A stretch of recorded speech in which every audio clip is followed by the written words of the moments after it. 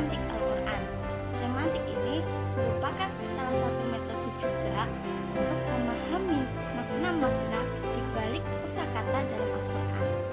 Semantik Al-Quran disebut juga dengan ilmu dilalah, adalah suatu ilmu untuk memahami atau analisis terhadap kata kunci yang terdapat pada ayat-ayat Al-Quran, sehingga kita dapat mengetahui makna di balik kata kunci ataupun pertanda di dalam ayat Al-Quran tersebut.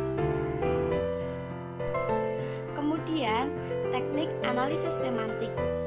Pertama, seorang peneliti harus memiliki satu pokok term ataupun frasa ataupun kata yang ada dalam ayat Al-Quran sebagai kata kunci penting.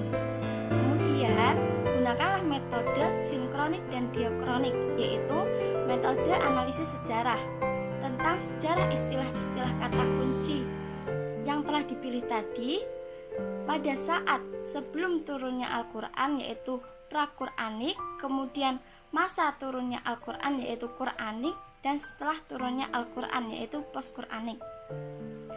Kemudian tentukan makna dasar dan makna relasionalnya, serta makna struktur, batin, dan medan semantik.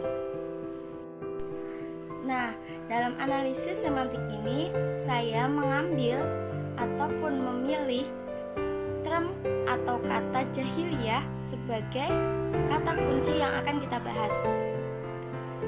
Yang pertama, makna dasar. Makna dasar diartikan sebagai inti konseptual dari sebuah kata yang artinya selalu terbawa kata itu sendiri. Nah, kata jahiliyah ini berasal dari kata jahala yang mengandung arti berpaling dari atau menjauh.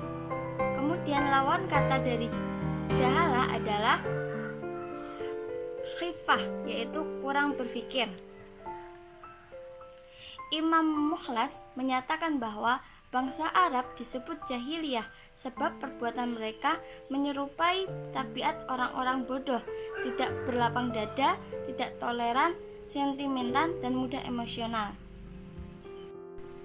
Kemudian, pada masa periode Mekah, kata jahiliyah itu diartikan sebagai orang yang tidak mengetahui dan tidak berpengetahuan. Sedangkan pada periode Madinah diartikan dengan orang yang tidak tahu dalam artian seperti yang tertuang dalam Quran Surat Al-Baqarah ayat 67, Quran Surat An-Nisa ayat 17, dan beberapa ayat lainnya. Kemudian makna relasional. Kata jahiliyah berelasi dengan kata Allah sebagaimana dalam Quran Surat Al-Ma'idah ayat 50. Kemudian relasi antara iman dan juga jahil tertuang dalam Quran Surat Al-An'am ayat 111, di mana pada ayat tersebut menjelaskan tentang gambaran bagaimana relasi antara iman dan jahil. Bangsa Arab melakukan tingkah laku yang jahil disebabkan mereka tidak beriman. Bahkan mereka meminta Nabi untuk memperlihatkan para malaikat yang mengakui diri Nabi sebagai seorang utusan Allah. Kemudian struktur batin. Pada struktur batin dijelaskan motif-motif yang mendorong terjadinya istilah suatu kata. Misalnya dalam kata jahiliyah, maka yang dijabarkan pada bagian ini ialah motif terjadinya kejahiliahan. Dalam kata jahiliyah, motif-motif yang mendorongnya terjadinya kejahiliahan adalah yang pertama, amal asu, perbuatan buruk, dan ahammu, cemas, seperti yang diterangkan dalam Quran Surat Ali Imran ayat 154 yang menjelaskan mengenai perasaan khawatir dan cemas salah satu tindakan yang mengarah pada tindakan jahiliyah serta seakan-akan yang bertentangan dengan Islam. Kemudian medan semantik.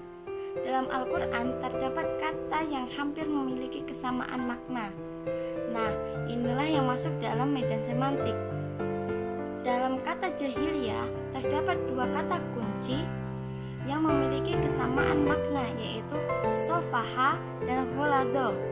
Kata sofaha artinya tolol, meski sekilas sama, namun penggunaan kata tersebut berbeda.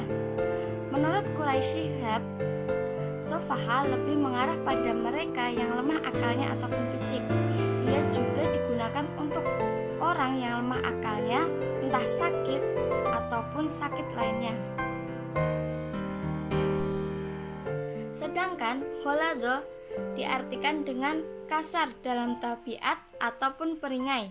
Namun penggunaan kata ini tidak berada pada bagian kasar ataupun menentang kepada Allah Subhanahu wa taala, tetapi digunakan untuk istilah membela agama Allah. Sebagaimana yang termaktub dalam Quran surat At-Tahrim ayat 9. Ya ayyuhan nabiyyu jahidil kuffar wal munafiqina waghlud alaihim wa ma'wahum jahannam wa bi'sal masir.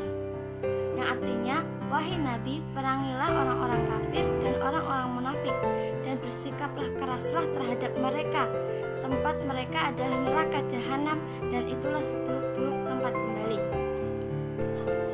Setelah melewati beberapa analisa, kita dapat menyimpulkan bahwa kata jahiliyah ada sejak masa pra-Islam. Kata jahiliyah juga mengalami pergeseran makna. Kata tersebut juga berkaitan erat dengan kata-kata lain dalam Al-Quran seperti Allah, iman, amal soleh, zolim, dan lain sebagainya. Selain itu, kata jahiliyah juga memiliki kesamaan makna dua kata kunci yakni sofaha dan gholado. Demikian pembahasan kali ini. Kurang lebihnya mohon maaf. Wabillahi taufiq wal hidayah. Wassalamualaikum warahmatullahi wabarakatuh.